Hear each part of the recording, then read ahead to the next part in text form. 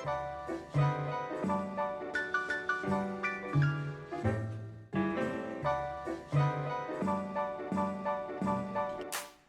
guys, Assalamualaikum, salam sejahtera kepada anda semua. Selamat kembali ke channel Let's Tutor.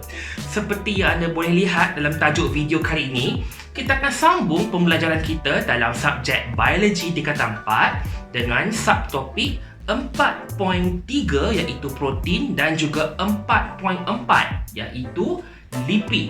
Untuk video yang lepas, kita dah membincangkan tentang air dan juga karbohidrat. Boleh tekan dekat hujung ni, dekat link dekat hujung ni, korang boleh tengok selepas video ni habis nanti. Alright, tanpa melengahkan masa, jom kita mulakan. 4.3 protein. Protein ni ialah sebatian organik, kan? Organik mempunyai unsur karbon. Protein terdiri daripada unsur-unsur seperti karbon, hidrogen, oksigen dan juga nitrogen. Protein ni satu-satunya sebatian organik dalam sel yang mempunyai nitrogen.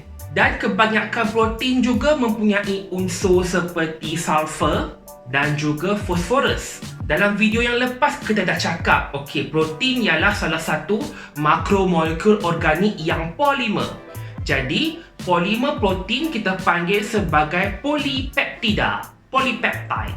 Polipeptida ni dibina daripada unsur-unsur kecil, molekul-molekul kecil, kan, subunit dia, subunit protein ataupun molekul kecil protein. Monomer dia, monomer protein ialah asid amino.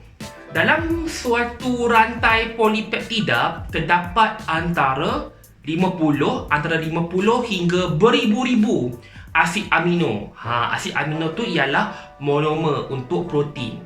Sama juga seperti karbohidrat, kan? Karbohidrat menggabungkan monosakarida untuk membentuk polisakarida melalui proses kondensasi. Begitu juga dengan protein, kan? Protein, monomer dia, asid amino akan digabungkan bersama, akan diikat bersama melalui proses kondensasi yang melibatkan pengingkiran molekul air. Kalau kita nak lukis,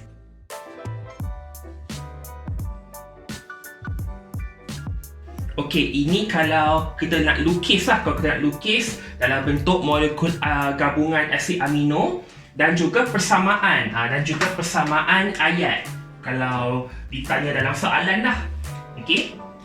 Untuk kondensasi asid amino, dua asid amino digabungkan melalui proses kondensasi akan membentuk dipeptida, dipeptide.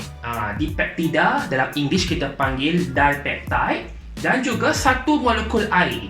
Proses kondensasi ini membentuk ikatan peptida. Ini bond ni, ikatan ni kita panggil sebagai ikatan peptida. Dua amino asid akan diikat oleh ikatan peptida yang dihasilkan melalui proses kondensasi akan menghasilkan dipeptida. Dipeptida ni senang cerita ialah molekul yang mengandungi dua asid amino yang digabungkan dengan ikatan peptida ni dan juga ada menghasilkan satu molekul air sebab kondensasi, kan? Kondensasi, proses yang melibatkan pengingkiran molekul air. Untuk membentuk satu rantai polipeptida, proses kondensasi ini akan diulang sampai mencapai bilangan asid amino yang diperlukan. Kalau sekali saja, kalau satu kali kondensasi, kita akan dapat dipeptida. Tapi saya dah bagi tahu tadi, untuk polipeptida mempunyai antara 50 hingga beribu-ribu asid amino. Jadi bagaimana nak menghubungkan, bagaimana untuk membina rantai polipeptida tu? Proses kondensasi akan diulang sampai mencapai bilangan asid amino yang diperlukan untuk membina protein. Bila kita cakap kondensasi, ada juga hydrolysis. Jadi dipeptida ni juga boleh diurai kepada unit asid amino yang asal melalui hydrolysis. Hydrolysis ialah proses yang melibatkan penambahan molekul air kan. Jadi, dipeptida dan juga satu molekul air akan menghasilkan, akan terurai kepada dua asid amino yang asal melalui proses hydrolysis. Mudah Ada kondensasi, adalah juga hydrolysis, vice versa. Untuk asid amino terdapat lebih kurang 20 asid amino yang berbeza. Jadi, pelbagai jenis protein boleh dibina melalui susunan yang berbeza dalam satu rantai polipeptida.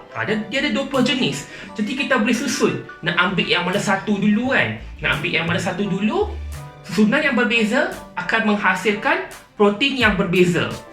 Dia macam puzzle. Ikutlah, ambil asid amino F dulu. Lepas tu ambil asid amino A, ambil asid amino E. Okey, protein satu. Protein yang kedua, ambil asid amino C, ambil lagi asid amino C, lepas tu ambil lagi asid amino A. Protein yang kedua. Setiap protein mempunyai susunan asid amino yang berbeza. Jadi kita boleh hasilkan pelbagai jenis protein lah daripada 20 asid amino yang ada. Dan protein ni kita tahu, protein ni kebiasaannya dijumpai dalam ikan, daging lembu, daging ayam, telur, susu kan. Itu senanglah proteinnya. Apa kepentingan protein terhadap sel? Kenapa sel memerlukan protein? Sel memerlukan protein untuk membina sel yang baru, untuk membaiki tisu yang rosak, untuk mensintesis hormon, enzim, antibody dan juga sebagai bahan binaan struktur badan. Contohnya keratin pada kulit, kolagen pada tulang dan juga myosin pada otot. Itu struktur-struktur binaan untuk bahagian tubuh badan kita. Protein ataupun polipeptida ini juga boleh diuraikan melalui enzim pencernaan dalam sistem pencernaan kita. Jadi bila terurai, dia akan terurai menjadi asid amino lah kan. Apabila terurai menjadi asid amino, ia boleh digunakan oleh badan sebagai sumber tenaga. Dan badan juga boleh mengambil asid amino yang telah diuraikan itu untuk membina molekul-molekul protein yang diperlukan oleh badan. Simple. Untuk protein, simple sahaja. Setakat itu sahaja untuk protein. Cuma perlu tahulah, monomer untuk protein ialah asid amino dan dua asid amino akan diikat dengan ikatan peptida melalui proses kondensasi. Dan kalau nak uraikan balik di peptida ni, kita perlukan air. Melalui hydrolysis, kita akan dapat balik asid amino yang asal. Itu sahaja untuk protein. Senang. Next, kita masuk pula kepada lipid. Lipid ni ialah sebahagian organik, tetapi ia bersifat hidrofobik kerana lipid ni tidak berkutub. Kan air berkutub kan? Lipid tidak berkutub. Jadi lipid ni hidrofobik, tak suka air. Seperti karbohidrat, lipid juga mempunyai unsur karbon, hidrogen dan oksigen. Tetapi nisbah hidrogen kepada oksigen adalah lebih tinggi. Dalam karbohidrat CH2O121 kan. Ini untuk karbohidrat. Tapi untuk lipid, dia 1, 2 dan kurang daripada 1. Apa maksud dia? Maksudnya dekat sini, bilangan nisbah hidrogen kepada oksigen untuk lipid adalah sangat tinggi. Boleh jadi 13 atom hidrogen, ada 1 ataupun 2 sahaja atom oksigen. Bilangan kalau kita ambil struktur kimia lipid, kita bilang satu-satu, C berapa, H berapa, O berapa kan. Kita akan dapat lihat bilangan hidrogen tu sangat tinggi kalau nak dibandingkan dengan bilangan oksigen. Jadi itu kita panggil nisbah hidrogen kepada oksigen dalam lipid adalah lebih tinggi berbanding nisbah hidrogen kepada oksigen dalam karbohidrat. Dan of course lah, bila kita cakap lipid ni hidrofobik kan, hidrofobik jadi lipid ni tidak larut dalam air. Dia tidak larut air, tetapi dia larut, lipid larut dalam cecair organik yang lain macam alkohol ataupun ester ataupun kloroform. Itu dalam cecair-cecair itu lipid boleh larut, air tak boleh. Jenis-jenis lipid, kita ada 4 jenis lipid, iaitu lemak dan juga minyak. Kita letakkan sekali lemak dan minyak. Lepas tu kita ada lilin, wax, fosfolipid dan juga steroid. Ada 4 jenis lipid.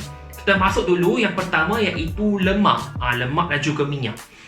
Lemak dan minyak ni ialah triglycerida, triglyceride. Apa yang dimaksudkan dengan triglyceride ni? Triglycerida ni ialah sejenis ester. Ester ni ialah sebatian kimia hasil daripada gabungan asid karboksilik dan juga alkohol. Ini kimia organik. Korang akan belajar dalam subjek kimia. Dalam subjek kimia tu, ester ialah gabungan hasil tindak balas asid karboksilik dan juga alkohol. Tu nanti dalam subjek kimia. Untuk bio, cuma perlu tahu lemak ialah ester. Ester triglycerida. Ester. Sebab triglycerida ni kan, triglycerida ni terbentuk daripada proses kondensasi. Satu molekul gliserol dan juga tiga molekul asid lemak.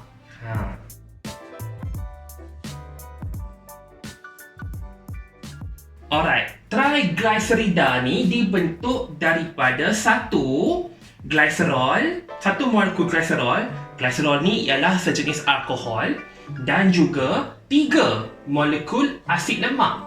Asid lemak ni ialah sejenis asid karboksilik. Korang akan belajar dalam kimia, jangan risau. Okey, 1 molekul gliserol dan juga 3 molekul asid lemak akan menjalani proses kondensasi untuk membentuk triglycerida dan juga 3 molekul air.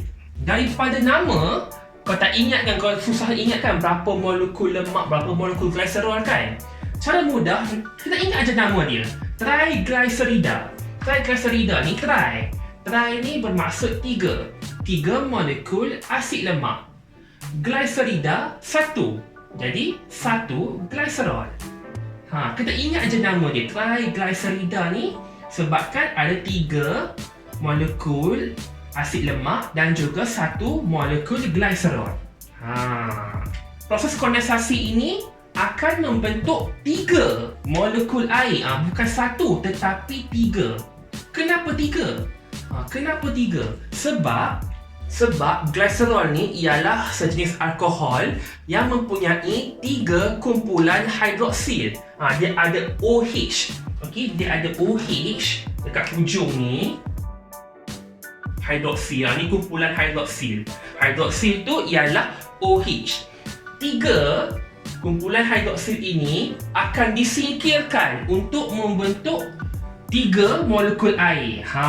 Untuk gliserol bergabung dengan 3 asid lemak ni, kumpulan hidroksil daripada gliserol ni akan disingkirkan untuk membentuk 3 molekul air. Alright. Dan seperti biasa, bila ada kondensasi, ada juga hydrolysis.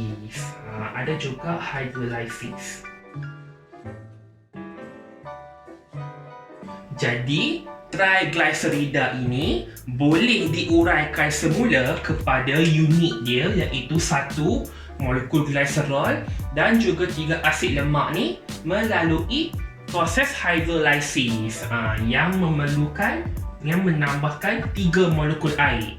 Senang. Sama juga macam karbohidrat, macam protein, ada kondensasi, ada hydrolysis, vice versa. Untuk lemak, kita ada 2 jenis lemak, iaitu lemak tepu dengan lemak tak tepu. Okey. Okey, ini saya dah lukis lemak tepu, contoh struktur lemak tepu dan juga lemak tak tepu. Kita nak membanding beza lemak tepu dengan tak tepu ni. Okey, kita pergi dahulu persamaan dia. Persamaan lemak tepu dengan tak tepu. Persamaan dia, kedua-dua tepu dan juga tak tepu mempunyai unsur karbon, hidrogen dan juga oksigen. Kan? Tak tepu pun mempunyai karbon, hidrogen dengan oksigen. Yang kedua, kedua-dua lemak tepu dan juga tak tepu terdiri daripada asid lemak dan juga glycerol sama. Dan yang ketiga, persamaan yang ketiga ialah kedua-dua lemak tepu dan juga tak tepu ialah molekul yang tidak berkutub, hidrofobik. Tiga je persamaan lemak tepu dengan tak tepu. Kemudian kita pergi pula perbezaan dia. Okey, perbezaan kita tengok dulu lemak tepu. Untuk lemak tepu, okey, perbezaan dia ialah ikatan antara karbon hanya satu ikatan sahaja. Nampak? Antara karbon ni dengan karbon ni satu ikatan. Karbon ni dengan karbon ni satu ikatan. Dengan ini satu ikatan. Ini satu ikatan. Next, lemak tepu tidak boleh membentuk ikatan kimia dengan atom hidrogen yang ekstra, atom hidrogen tambahan, kerana ikatan antara karbon dah tepu. Maksud tepu di sini ialah lemak tepu tidak lagi mempunyai ruang. Ruang dah tak ada ruang untuk atom hidrogen tambahan ditambahkan kepada lemak tepu ni. Tak ada ruang tambahan, dah penuh. Karbon dah penuh. Karbon, kalau perasan, setiap atom karbon ni hanya boleh ada 4 ikatan sahaja. Untuk atom karbon ni ada 1, 2, 3, 4. Untuk atom karbon ni 1, 2, 3, 4. Bila dah penuh bermaksud dia dah tepu. Dah tepu bermaksud dia tak boleh lagi membentuk ikatan kimia dengan atom hidrogen tambahan. Dan kebiasaannya, saya bergerak ke sini pula. Okey. Dan kebiasaannya lemak tepu ini didapati dalam bentuk pepejal pada suhu bilik, dalam bentuk solid pada suhu bilik. Contohnya mentega, lagi lemak haiwan ataupun minyak sapi, ghee tu kan, dalam suhu bilik masih kekal dalam bentuk pepejal. Okay, itu sahaja perbezaan untuk lemak tepu. Kita beralih pula kepada lemak tak tepu. Okay, lemak tak tepu ni opposite dengan apa yang lemak tepu ada. Lemak tepu kita kata, lemak tepu ikatan antara karbon ialah ikatan tunggal sahaja. Tetapi untuk lemak tak tepu terdapat sekurang-kurangnya satu ikatan ganda dua antara karbon. Kalau kat sini yang ini ikatan ganda dua, double bond. Kalau dalam English kita panggil double bond. Bila dia double bond bermaksud lemak ini tidak tepu. Tidak tepu kerana ikatan ganda dua ini masih boleh menerima atom hidrogen tambahan. Ingat tak saya cakap tadi, tepu tiada lagi ruang. Karbon dah penuh. Tak boleh lagi nak ambil atom hidrogen ekstra. Untuk lemak tak tepu ni ada lagi ruang. Nampak tak ruang? Ada ruang kosong dekat sini, kan? Ada ruang kosong dekat sini. Jadi lemak tak tepu masih boleh membentuk ikatan kimia dengan atom hidrogen tambahan. Kalau dia nak bentuk ikatan hidrogen tambahan, dia akan pecahkan ikatan ganda dua ni kepada ikatan tunggal. Lepas tu dia ambil lah satu hidrogen dekat sini, satu hidrogen dekat sini. Kalau tadi dalam lemak tepung kita cakap terdapat dalam bentuk pepejal pada suhu bilik. Untuk lemak tak tepung terdapat dalam bentuk cecair pada suhu bilik. Ini solid kan, ini pepejal. Yang ini pula cecair pada suhu bilik. Contohnya, contoh lemak tak tepung dalam bentuk cecair ini ialah minyak zaitun. Minyak zaitun kan, olive oil. Lagi minyak ikan, minyak ikan cod kan, cod oil tu pun juga lemak tak tepung. Itu sahaja perbezaan dan juga persamaan lemak tepung dengan tak tepung. Senang saja, mudah sahaja. Tak perlu kena ingat banyak benda pun. Selesai untuk lemak. Okey, kita beralih pula kepada lagi tiga jenis lipid. Saya cakap tadi ada 4 kan. Ni lemak kan, ni baru 1. Yang kedua ialah lilin, wax. Lilin ataupun wax dalam bahasa Inggeris. Lilin ni dia gabungan satu molekul alkohol dengan satu molekul asid lemak. Tadi 3 asid lemak kan, ini 1 saja. 1 alkohol, 1 asid lemak untuk membentuk lilin. Lilin ni bukan lilin candle kita nyalakan lilin tu, itu pun lilin juga, tetapi dalam semula jadi, dalam alam semula jadi, lilin didapati dalam terdapat pada tumbuhan, pada daun-daun, terdapat pada sarang lebah. Itu pun lilin juga, wax. Itu saja yang perlu tahu untuk lilin. Jenis lipid yang ketiga iaitu fosfolipid. Ini semua orang tahu fosfolipid tu apa kan? Fosfolipid ni dibina daripada satu molekul kolesterol, satu molekul asid lemak dan juga satu kumpulan fosfat. Sebab tu nama dia fosfolipid. Fosfor tu disebabkan oleh kumpulan fosfat. Dan seperti yang kita tahu, fosfolipid ni ialah komponen utama membran plasma. Kita balik semula kepada bab 3 kan. Dan yang terakhir, jenis lipid yang terakhir yang keempat iaitu steroid. Steroid ni special sebab steroid ini ialah lipid, satu-satunya jenis lipid yang tidak mengandungi asid lemak. Kadang-kadang soalan boleh tanya jenis lipid yang manakah yang tidak mempunyai asid lemak? Jawapan dia ialah steroid. Steroid ni kebiasaannya dalam badan kita dalam bentuk kolesterol ataupun hormon-hormon seperti testosteron, estrogen.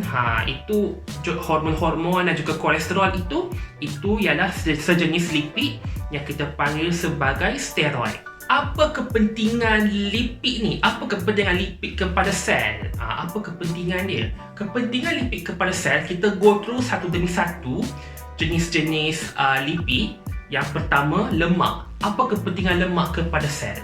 Lemak ialah simpanan tenaga untuk haiwan dan lemak juga melindungi organ-organ dalaman badan kita. Dalam badan kita ni lemak disimpan di sekeliling organ, di sekeliling jantung, sekeliling paru-paru, sekeliling perut sebagai pelindung kepada organ. Dan lemak juga berfungsi sebagai penebat haba dekat bawah kulit kita ni.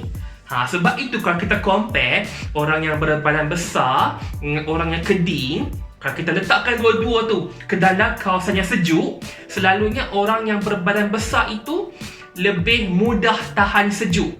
Lebih senang untuk tahan sejuk berbanding orang yang kurus, orang yang keding. Sebab orang yang berbadan besar mempunyai lemak yang lebih banyak sebagai penebat haba.